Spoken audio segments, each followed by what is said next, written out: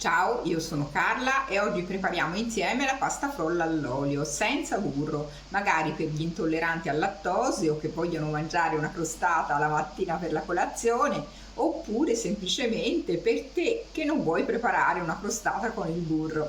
Vieni con me in cucina, vediamo come si fa. Per questa ricetta ti occorreranno 300 g di farina 000, se usi la 0 ovviamente poco proteica con 10 g di proteine, altrimenti usa la 00, 100 g di zucchero, 2 uova medie, 75 g di olio di semi di girasole, 8 g di lievito per dolci, un pizzico di sale, scorza di limone non trattato e un cucchiaino di estratto di vaniglia. Rompo le uova nella terrina.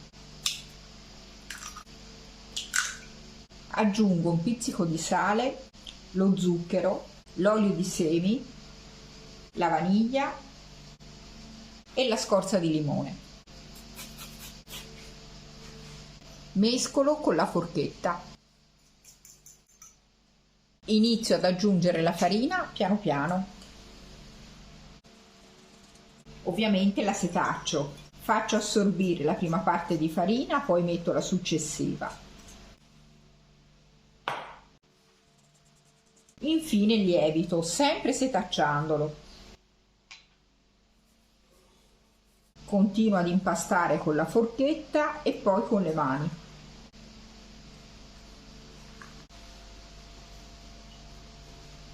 Ecco che non c'è più farina nel contenitore, quindi sposto il panetto sul piano di lavoro. Infarino leggermente il piano di lavoro e lavoro un attimo la frolla fin quando non sarà ben compatta.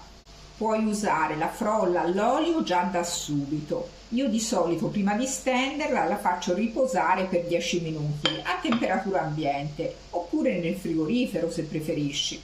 Per metterla nello stampo procedi in questo modo: ungi la tortiera per crostate con l'olio sia sui bordi che sul fondo. Poi metti un foglio di carta forno. Adesso posso stendere la frolla. Metto della farina sul piano di lavoro. Se vuoi puoi stenderla anche direttamente su della carta forno. La stendo con uno spessore inferiore a mezzo centimetro. Una volta stesa, la arrotolo sul matterello. La srotolo nuovamente in questo modo. Passo il matterello sopra per togliere gli eccessi di frolla. Questa servirà per fare la griglia della crostata. A questo punto la buchi con i rebbi di una forchetta, la farcisci a piacere e poi in forno caldo statico a 180 gradi per circa 40 minuti. Metti la tortiera nel secondo livello del forno partendo dal basso, perché le crostate hanno bisogno di cuocere più alla base che sulla superficie. Spero che la ricetta ti sia stata utile. Ecco la frolla all'olio per le tue crostate senza burro.